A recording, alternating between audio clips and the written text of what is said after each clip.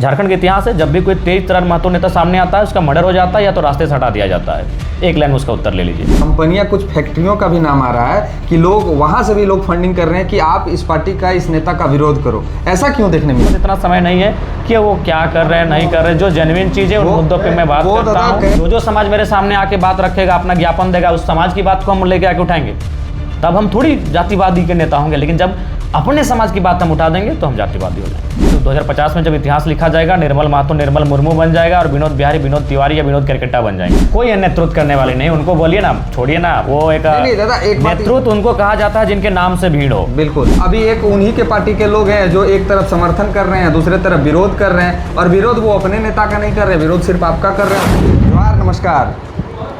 आज हमारे साथ जो शख्सियत को देख रहे हैं, इनसे बहुत कुछ पूछने के लिए आज हम इनके पास आए हैं। तो दादा, सबसे पहले जोहार।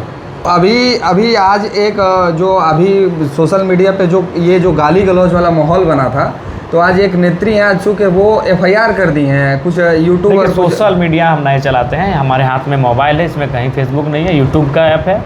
चूँकि इन सब चीज़ों में समय काफ़ी ज़ाया होता है और उतना समय है नहीं। हम सुबह 9 बजे उठते हैं, कभी 8 बजे उठते हैं, कभी 10 भी बज जाता है। उठ के तुरंत बाद हम जनता दरबार में बैठ जाते हैं, लोग अपनी समस्याओं को सुनाते हैं। वहाँ के बाद तुरंत हम अपना क्षेत्र में निकलते हैं, क्षेत्र में जो समस्या होती है या फिर जो लोगों का जहाँ हमको जाना होता है उनको करते हैं। इस तरह करते करते रात 10 बजे 11 बजे हम घर आते हैं। आने के बाद यहाँ भी बहुत सारे लोग मेरा इंतज़ार करते हैं। जैसे आज आप चतरा से आए हैं, सूरजदा हजारीबाग से आए हैं, आपके दिलीप मेहता पलामू से आए हैं। तो इसी तरह करते करते कम से कम 5-6 जगहों से लोग आते हैं। उनसे मिलते मिलते 12 से 1 बज जाता है और रात के 1:30 बजे 2 बजे हम सोते हैं। ये पर डे का मेरा रूटीन है। तो मेरे पास इतना समय नहीं है कि वो क्या कर रहे हैं नहीं कर रहे। जो जेन्युइन चीज़ है उन मुद्दों पे मैं बात करता हूँ। कह रही हैं कि जेल कैम्प के प्रवक्ता लोग बोल रहे हैं, मतलब सोशल मीडिया पे जितना भी ID बना हुआ है जेल कैम्प जेबी केसेस के नाम पे। अभी क्या है, आज के डेट में कोई फेक ID भी बना लेगा। बिल्कुल, आप पूछना चाह रहे हैं। अभी तो लोग, आपको याद होगा कि एक समय कितने फेक ID का यूज हुए हैं, तो वो सब मायने नहीं है। आप हमारे पार्टी के फोरम में जो नेता है, जो एक नामचीन नेता है, प्रत्याशी रह चुके हैं, केंद्रीय टीम में है, अगर वो कुछ कह रहे हैं तो फिर आप कहिए, उस पर बात करेंगे। तो आपको ही क्यों टारगेट किया जा रहा है? हर तरफ से जहां भी देखने को मिलता है, अभी एक उन्हीं के पार्टी के लोग हैं जो एक तरफ समर्थन कर रहे हैं, दूसरे तरफ विरोध कर रहे हैं, और विरोध वो अपने नेता का नहीं कर रहे, विरोध सिर्फ आपका कर रहे हैं और जेल कैम्प का कर रहे हैं। बहुत बड़ी साजिश है, बिल्कुल बहुत बड़ी साजिश का हिस्सा है जी। जब भी कोई तेज तर्रार नेता आता है तो लोगों को पछता नहीं है। इसमें कई लोगों की साजिशें हैं। सही बात है। जो आज मैंने मान के चले, अगर कुर्मी समाज के हक अधिकार की मांग की बात को मैंने समर्थन किया तो अकेला मैंने समर्थन नहीं किया था। भारतीय जनता पार्टी के 2 विधायकों ने समर्थन किया था। आईएसयू पार्टी के 1 विधायक, 1 सांसद ने सपोर्ट किया था, उनके सुप्रीमो ने सपोर्ट किया था, कांग्रेस पार्टी के प्रदेश अध्यक्ष ने सपोर्ट किया था।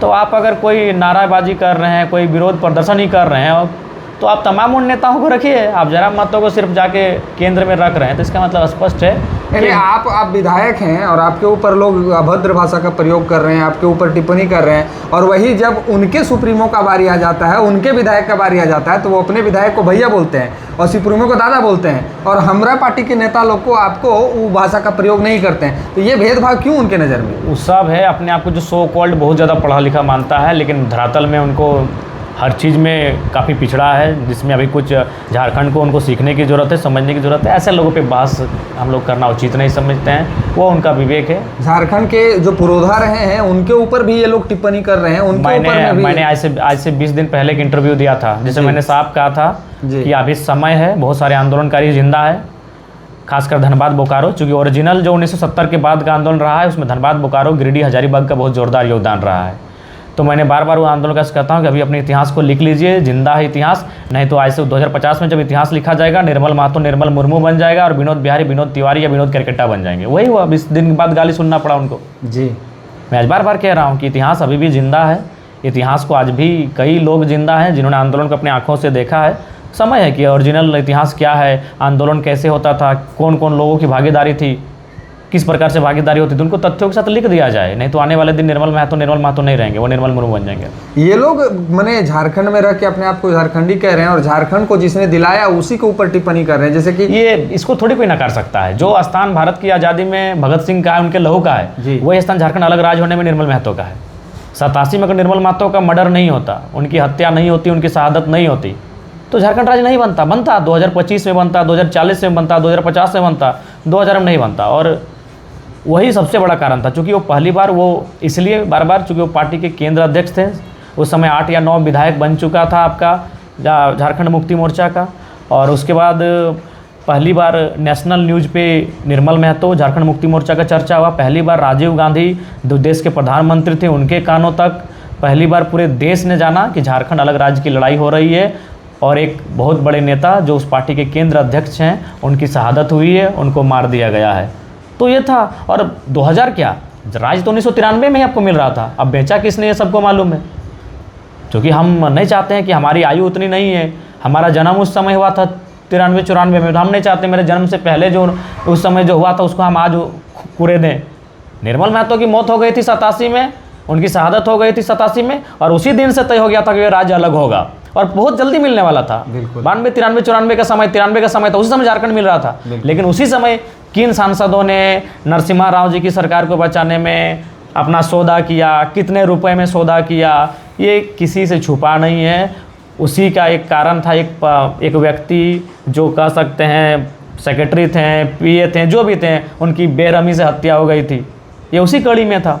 तो 87 में निर्मल महतो की शहादत होती है और 90 से मैंने 87 के बाद से ही ये सुगबुगाहट हो जाती है कि अब राज्य अलग होगा, क्योंकि बहुत बड़ा नेता खोया गया है। और बिल्कुल 72 घंटा बंद था उस समय झारखंड, पूरा हिंसक आंदोलन हुआ था। उसके बाद तोड़ फोड़ क्या मतलब बहुत जोरदार आंदोलन हुआ था। तो मैंने इस आज से 20 दिन पहले ही एक इंटरव्यू में कहा था कि अभी सही वक्त है, इतिहास को ठीक से लिख दिया जाए, नहीं तो कुछ सालों के बाद निर्मल महतो निर्मल मुर्मू या निर्मल टोप्पो ना करार दिए जाएँ।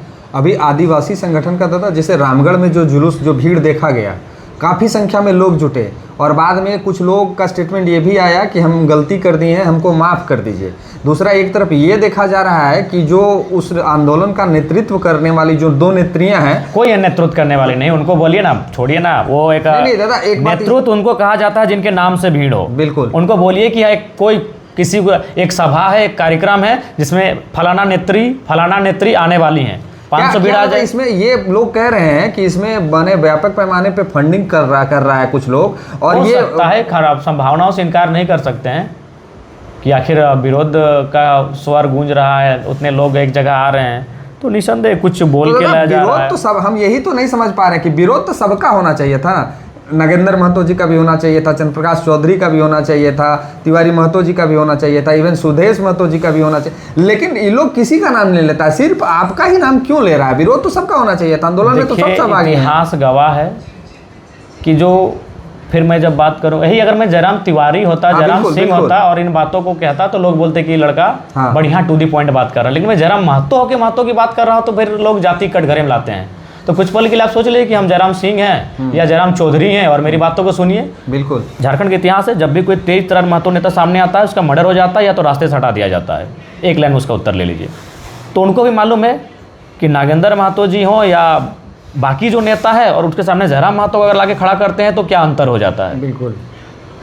तो जो भी तेज तर्रार नेता हैं, मैं ये नहीं कह रहा कि सब महतो नेता को मार दिया जाता है, लेकिन जो तेज तर्रार आता है उस समय के इतिहास समय में सुनील महतो, ये सबको मालूम था कि वह मंत्री बनते हैं। किस लिए मंत्री बनते हैं? ना दिसम गुरु शिबू सोरेन जो उस समय कोयला मंत्री थे कि झारखंड मुक्ति मोर्चा और यूपीए गठबंधन से, वो इस्तीफा दे चुके थे, चूंकि उन पर एक केस था, पुराना केस चिरुडी हत्याकांड, और 2-3 केस थे जिनमें उनको उम्र कैद की सज़ा सुना दी गई थी। और पहली बार हिंदुस्तान के इतिहास में हुआ था कि किसी केंद्र मंत्री पर हत्या का चार्ज का आरोप लगा था और सज़ा सुनाया गया था और इस्तीफा देना पड़ा था। तो उसी समय अब झारखंड मुक्ति मोर्चा से कोटा खाली हो चुका था, मंत्री बनना था झारखंड मुक्ति मोर्चे कोटे से। तो मंत्री कौन बनता? नो डाउट सीधा कदावर नेता। कौन था कदावर नेता? सुनील महतो। बिल्कुल, सुनील महतो उस समय ही मारा गया जब वो मंत्री पद के दावेदार हो चुके थे। ये सुगबुगाहट राजनीतिक गलियों में, ये ऑफिशियल अनाउंसमेंट नहीं हुआ था, ये सुगबुगाहट राजनीतिक गलियों में शुरू हो चुकी थी कि दिसम गुरु ने इस्तीफा दे दिया है। क्यों इस्तीफा दिया है? ना उन पर मर्डर का चार्जेस था, सजा भी सुना दी गई थी। हालांकि बाद में कुछ सालों बाद फिर उनको बरी किया गया, वो अलग बात है, लेकिन उस समय उनको सजा सुना दिया गया था और उन्होंने इस्तीफा दे दिया था। और उनके इस्तीफे के बाद से ही अब सामने एक ही चेहरा था उसके कद काठी का, वो था सुनील महतो। जैसे ही ये संभावना बनी, मार के हटा दिया गया। उसके बाद और एक नेता बहुत तेजी से उस सीढ़ियों में आगे बढ़ने लगा, सुधीर महतो, उप मुख्यमंत्री तक पहुंचा। बिल्कुल, उप मुख्यमंत्री बहुत मायने होता है, फिनिश कर दिया गया। विनोद बिहारी महतो जब सदन में गए, फिनिश कर दिए गए। बहुत साजिश से फिनिश कर दिया गया। अभी कोरोना काल में 2 नेता ढेर हो गए। बिल्कुल, बहुत दुर्भाग्य की बात है, और दोनों ही हमारे ही समाज के थे। बिल्कुल, बहुत साजिशों के साथ, बहुत चालाकियों के साथ आज इस तरह हमारे साथ दुर्व्यवहार हो रहा है। तो ये सच्चाई रही कि इस मिट्टी में जब जब कोई कुड़मी पौधा फसल तैयार होता है, जो मुखर होता है, बेबाक होता है, निडर होता है, या फिर लगता है कि फ्यूचर में वो थोड़ा बेहतर होगा। और चूँकि कोयलांचल की पॉलिटिक्स है, आपको भी मालूम है, और कोयलांचल की जब पॉलिटिक्स की बात आएगी, जब कुड़मी की बात आएगी, तो कोयला का ज़मीन, कुड़मी की, बहुत सारे तार जुड़ते हैं आपस में। तो ये इतिहास रहा है। उस इतिहास के कारण जब कोई एक बुलंद आवाज़ का नेता इधर से निकला है, यही हमारा इतिहास रहा है। या तो गहरी साजिश के तहत मार दो, या अगर ज़रूरत पड़े तो एक फुटबॉल खेल का आयोजन करो, उसे बुलाओ। अभी होली के दिन फुटबॉल खेल होता है जी। झारखंड का जो मौसम है, झारखंड का जो जलवायु है, या फिर झारखंड का जो मौसम का चक्र है, सभी कोई जानते हैं कि हम लोग फुटबॉल खेलते हैं जुलाई महीना में। बिल्कुल, वो कोई ऑफिशियल फुटबॉल टूर्नामेंट नहीं था कि केंद्र माने कोई स्टेट लेवल का, कोई जिला लेवल का, कोई ऑफिशियल या सरकारी टूर्नामेंट नहीं था। जिस तरह हम लोग गांव देहात में एंट्री रखते हैं, खसी पाठा पहले आता था, अब प्राइज रखते हैं 20,000 30,000 प्राइज होता है, कप होता है। वो एक ग्रामीण फुटबॉल टूर्नामेंट था, और ग्रामीण फुटबॉल टूर्नामेंट जुलाई में होता है, अगस्त में होता है, सितंबर में होता है, हार्डली अक्टूबर में होता है, 2-4 दिन नवंबर तक जाता है, उसके बाद स्टॉप हो जाता है। उसके बाद क्रिकेट का टाइम शुरू होता है, और मार्च भरकर क्रिकेट का टाइम होता है। वहाँ फुटबॉल खेल कहाँ से हो गया जी? उससे पहले कभी फुटबॉल नहीं हुआ, तो उसके बाद कभी फुटबॉल नहीं हुआ। कौन आयोजन कमेटी है, कोई आज तक का अता पता नहीं है। तो यही गेम हमेशा हुआ है। तो मैं यही बोला, अगर मैं मैंने जयराम तिवारी, जयराम सिंह, जयराम क्रिकेटा होकर अगर ये बयान मैं देता तो लोगों को सुनने में बहुत अच्छा लगता, लेकिन मैं एक महत्व के बारे में बात कर रहा हूँ, लोगों को बुरा लगेगा बस। तो आप तो सरना स्थल के लिए भी बोले, हम कल को आपके लिए बोलेंगे, बिल्कुल, कल को हम इनके लिए बोलेंगे, बिल्कुल। अगर यही लोग बिल्कुल कल बोले भी तो हैं। आज सूरज साहू जी हमारे साथ बैठे हैं, तेली समाज से हैं। कल हम आपका उत्तराखंड के तर्ज पर या छत्तीसगढ़ के तर्ज पर हम तेलगानी बोर्ड की भी चर्चा की बात करेंगे। बिल्कुल। हम कुम्हार समाज से जुड़ा है एक माटी कला बोर्ड, हम कल माटी कला बोर्ड की चर्चा करेंगे, बिल्कुल करेंगे। बिल्कुल, हम हर समाज की बात को उठाएंगे। जो समाज मेरे सामने आके बात रखेगा, अपना ज्ञापन देगा, उस समाज की बात को हम लेके आके उठाएंगे।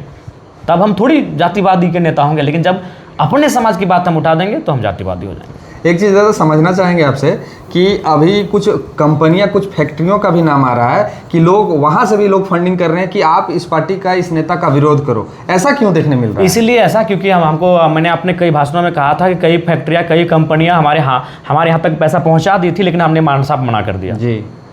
चूँकि ये सच्चाई है, झारखंड में कंपनियों का आपस में लड़ाने में बहुत बड़ा योगदान है। चूँकि चारों तरफ कंपनियां हैं, चारों तरफ फैक्ट्रियां हैं, और वो नहीं चाहते हैं कि कोई नेता उनके खिलाफ बोले, बुलंद होकर बात करे। जयराम मातो जब भी मुंह खोलता है, उसमें सबसे पहले तो हमारे रडार में कंपनियां होती हैं। तो स्वाभाविक है वो इस साजिश में अगर वो शामिल है, कुछ लोग कह रहे हैं, अनुमान लगा रहे हैं, तो इसमें कोई गलत नहीं है। अभी आदिवासी समाज जिस तरह से माने कि अपने आप को दूर करते जा रहा है कि एक आम व्यक्ति जिसको कुछ लेना देना नहीं है, माने राजनीतिक से कहीं दूर दूर तक उसका कोई नाता नहीं है, लेकिन उसके दिमाग में एक इस तरह से जहर घोला जा रहा है, तो उस जहर को कैसे मिटाया जाएगा? माने झारखंड में जब तक ये 2 समाज एक नहीं होंगे तो ये कहानियां तो चलती रहेंगी। तो हम लोग कैसे इस पे आगे बढ़ के, कैसे उनका दिमाग में ये जो गलतफहमी भरा जा रहा है कि आपका अधिकार छीन लेगा, आपका जमीन लूट लेगा, कैसे पॉसिबल? नहीं, सब गलत बात है। जमीन कौन कैसे लूट लेगा? जमीन सबका जमीन सीएनटी में आता है। सीएनटी का मतलब वो उसका एक व्यक्ति माने एक समूह दूसरे समूह का जमीन थोड़ी खरीदेगा, वो जमीन अपने समूह में ही खरीदेगा। बिल्कुल। उनके एक उनका जो माने एक डर जो उनके लिए जो माने दिख रहा है वो 26% का आरक्षण। तो ऐसा थोड़ी है, अगर मान के चलिए इतनी बड़ी आबादी अगर उसमें सम्मिलित होगी तो आरक्षण का दायरा भी बढ़ेगा। और ये है हर एक नियम वही है कि उस राज्य के अनुपात में जितना जनजातियों का आबादी होगा, राज्य की सूची में आरक्षण उनका वहाँ तक बढ़ेगा। वो 35, 37, 38, 40, 45 तक जा सकता है। तो ऐसा आप अपने पिछले कुछ इंटरव्यू में जैसे कि सत्यानंद भोक्ता जी का भी जिक्र किए थे और गंजू समाज का भी जिक्र किए, तो सिमरिया से गंजू विधायक जीतते थे और चतरा से भोक्ता जी जीतते थे। लेकिन आज भी वहाँ का जो गंजू समाज का जो स्थिति है और जो भोक्ता समाज का स्थिति है बहुत ही दुखदायी है। अपने बेटे के शादी में वो जब बेटा का शादी कर रहे थे तो पूरे गाँव में ग्रीन पर्दा लगा दिए थे मंत्री जी, और आज भी वही स्थिति है। तो यहाँ पे विकास नहीं होता, यहाँ पे विरोध नहीं होता है, लेकिन जब उनके हक की बात करें तो हम तो आदिवासी समाज से कहेंगे जी, मुद्दों पे लड़िए। जो भीड़ आपकी इकट्ठी हो रही, मुद्दों पे इकट्ठा करिए। बिल्कुल। आज खूंटी में कई अखबारों की रिपोर्ट कह रही कि कई बहनें, 1-2 नहीं, हमें लगता है सैकड़ों की संख्या में बहनें बिना विवाह के माँ बन रही हैं। उसके लिए आप आवाज़ बुलंद करिए। आज सिमडेगा गुमला के क्षेत्रों में एक आदिवासी ही राइटर ने लिखा है कि 75,000 बहनें बम्बई में, दिल्ली में, हरियाणा में जाके दाई का काम कर रही है, झाड़ू पोछा का काम कर रही हैं। आज कई न्यूज़ चैनलों से ये चीज़ आपका रांची में भी वन टाइम 300 बहनों को मतलब कस्टडी से मैंने मुक्त करवाया गया था। कुछ लोग उन्हें बेचने के लिए ले जा रहे थे। 300 एक साथ, पूरा ट्रेन का मतलब ट्रेन ही रिजर्व था उनके लिए। और उनको क्या रिपोर्ट सामने आई कि वो बहनें कहाँ बेची जाती है। उसमें सामने आया था कुछ VIP जजेस, कुछ VIP ऑफिसर्स। उनको मैंने शब्द हम बोलना नहीं चाहते हैं, क्या उनके साथ क्या होता है ये आप जान लीजिए कि क्या हो सकता है। उनको बेचने के बाद उनके साथ क्या होता होगा। बिल्कुल। और ये बहुत भारी मात्रा में। तो उन चीज़ों पे आप आवाज़ बुलंद करिए। आज आपके साथ जो अन्याय हो रहा है, जो चीज़ें घटित हो रही है, आप उन पे बात कीजिए। हम तो अभी शेड्यूल ट्राइब में आए नहीं हैं और आना, और बार बार ये कहते हैं पैदा होना पड़ता है, जन्म लेना पड़ता है। देखिए माँ के कोख से आदिवासी हम भी हैं, हम कुर्मी समाज भी हैं, लेकिन हम आर्टिकल 342 के अनुसार आदिवासी होना चाहते हैं। हमारी वो लड़ाई है। बिल्कुल भारत का संविधान आदिवासी, सरकारी आदिवासी पैदा करता है। वो लोग भ्रम में हैं। आदिवासी भारत का संविधान पैदा करता है, सरकारी आदिवासी जी। जन्म से तो कोई भी हो सकता है, जो प्रकृति से जुड़ा है, जिनके अपने नेक नियम है, परंपरा है, अपनी सामाजिक व्यवस्था है, अपने अलग रीति रिवाज है, अपनी धार्मिक मान्यता अलग है, वो आदिवासी। लेकिन सरकारी आदिवासी भारतीय संविधान आर्टिकल 342 पैदा करता है। एक अंतिम प्रश्न आपसे रहेगा दादा कि कुछ लोग आदिवासी समाज के लोग कह रहे थे, हम देख रहे थे स्टेटमेंट उनका था कि हमारे कोई भी नेता इस विषय पे नहीं बोल रहे हैं क्योंकि वो सब जाति के नेता हैं, और टाइगर जयराम महतो जी सिर्फ एक जाति के नेता हैं, इसीलिए वो जाति का पक्ष लेके बात कर रहे थे। मेरे सभी नेता जो हैं वो मौन है इस विषय पे। देखिए कहाँ कोई नेता हमारा बोल रहा है। तो आखिर क्या कारण है? इसीलिए नहीं बोल रहा है कि उनको ओरिजिनलिटी मालूम है जी कि भाई हाँ कुर्मी शेड्यूल ट्राइब में था जी, वो था, उनको साजिश के तहत बाहर कर दिया गया, तो इसलिए उनको मालूम है। अब आप बोलेंगे कि हेमंत सोरेन नहीं बोल रहा है, काहे बोलेगा? वो खुद साइन करके दिए थे, 42 विधायक जब साइन किए थे का साइन है। बिल्कुल। तो फिर कहाँ चला गया?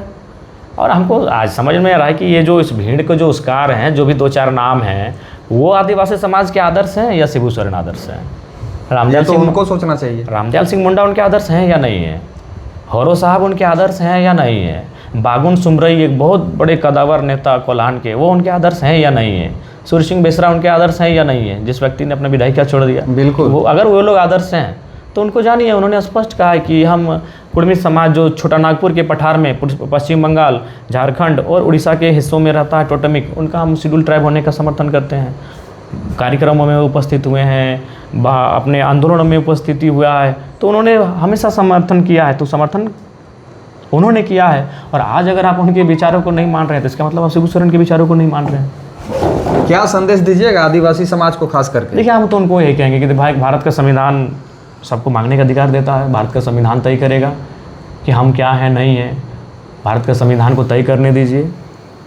आपको लगता है तो आप तार्किक रूप से बिना किसी उलझन के, हम लोग भी तो सड़कों पे थे, एकदम शांतिपूर्ण तरीके से थे, एकदम बिना तरीके से थे। और आप अपने 1 दिवसीय आंदोलन प्रदर्शन किए और फिर हम लोग को जब आश्वासन इंटरनली मिला तो फिर वो लोग हटे। तो आप लोग भी करिए, शांतिपूर्ण करिए, लेकिन किसी को कटघरे में ला के किसी के लिए जहर उगलना, किसी के लिए नफरत फैलाना उचित नहीं है। रहना यहीं है, मरना यहीं है, खाना यहीं है, सबको यहीं रहना है। क्या आने वाले समय में भी आप आदिवासियों की आवाज़ उसी तरह से उठाते रहिए? हाँ, हमको उससे कोई दिक्कत नहीं। हम वो चीज़ नहीं जानते हैं। जो लोग मेरे खिलाफ मीडिया में आके बोल रहे हैं तो उनको देखकर हम उनको थोड़ी मतलब इग्नोर कर देंगे। आदिवासी समाज में भी कितनी माएँ हैं जो हम लोग को दिल से दुआ देती हैं, कितने चाहती हैं हमें, कितना दुख में है, कितना तकलीफ़ में है। उनके भी गाँव आज पर भारतमाला देख रहे हैं, कितनों का ज़मीन लूट रहा है। वो कितनी उम्मीद के साथ मेरे पास विधानसभा आए थे और आज हमारे साथी वहाँ आंदोलन भी कर रहे हैं। तो हम कुछ जिन लोगों ने हमें गाली दिया, उनके दुर्व्यवहार के कारण हम उन 1000 लोगों की आवाज़ को थोड़ी दबने देंगे। हम उनकी आवाज़ कल भी उठाएंगे और हमें 1000 बार भी गाली देंगे, फिर भी सदन जब जब चलेगा और जब जब ऐसा मौका रहेगा हम आदिवासियों की आवाज़ को भी उठाएंगे। बहुत बहुत धन्यवाद। तो ये आपने सुना कि कैसे कल भी ये बोल रहे थे, आज भी बोल रहे हैं और आने वाले समय में भी आपके लिए बोलेंगे। तो भावना में बह के तुरंत किसी के ऊपर टिप्पणी करना कहीं से भी उचित नहीं है। तो सोचिए, विचारिए और फिर भविष्य में मौका आपको नहीं मिलेगा इस तरह का बात करने का।